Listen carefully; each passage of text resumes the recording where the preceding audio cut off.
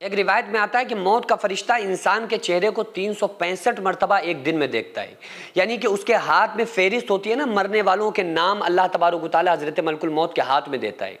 تو وہ ہر سال اس کے ہاتھ میں، ملک الموت کے ہاتھ میں، فرشتے کے ہاتھ میں وہ مرنے والوں کی فہرست ہوتی ہے، اور وہ اللہ تبارک و تعالیٰ نے ملک الموت کو اتنی قدرت دی ہوئی ہے، اتنی طاقت دی ہوئی ہے کہ وہ پوری دنیا ملک الموت کے سامنے ایسے ہے جیسے ہتھیلی پہ چھوٹا سا دانہ ہوتا ہے،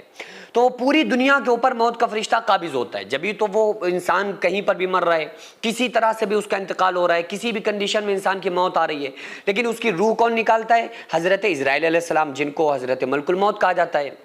تو یہ موت کا فرشتہ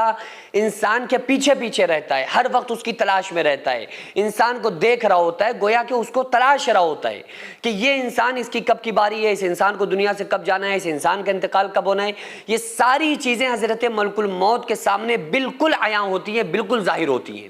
جب کسی انسان کا انتقال ہوتا ہے نا، اور ملک الموت روح نکالنے کے لیے آتے ہیں، اور جیسے ہی روح نکال کے کھینچ کے باہر جاتے ہیں تو لوگ رونا دھونا شروع کر دیتے ہیں، رو رہے ہوتے ہیں آپس میں، تو حضرت ملک الموت اسرائیل علیہ السلام واپس آتے ہیں گھر کے اندر، اور لوگوں سے کہتے ہیں کہ لوگوں یہ اس پر رونا بند کر دو، یہ میں نے اس کو موت نہیں دی ہے، یعنی کہ میں اس کی روح لے جا رہا ہوں، میری اس میں کوئی غلطی نہیں ہے، بلکہ یہ شخص، یہ انسان اپنی زندگی پوری کر چکا تھا،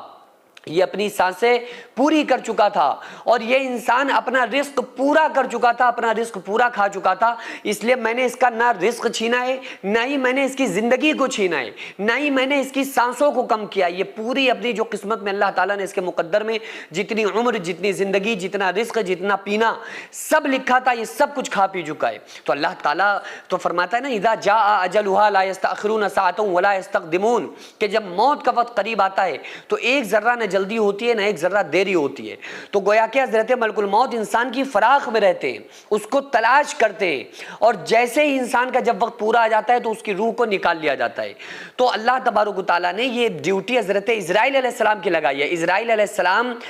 سے جب اللہ تعالیٰ نے کہا نا کہ اے اسرائیل، تم اب سارے لوگوں کی روح قبض کرو گے، وہ بڑا طویل واقعہ ہے کہ آدم علیہ السلام کا پتلا تیار ہوا، سارے لوگ زمین پر آئے، فرشتے زمین سے مٹی لے جانے کے لیے، مٹی نے جانے سے منع کر دیا، اسرائیل علیہ السلام زبردستی مٹی کو لے گئے اور آدم علیہ السلام کا پتلا تیار ہوا۔ تو اللہ تعالیٰ نے جب حضرت اسرائیل سے کہا کہ اسرائیل، جب میں لوگوں کو پیدا کروں گا تو ان کی روح قبض کرنے کی ذمہ داری وہ تمہاری ہوگی،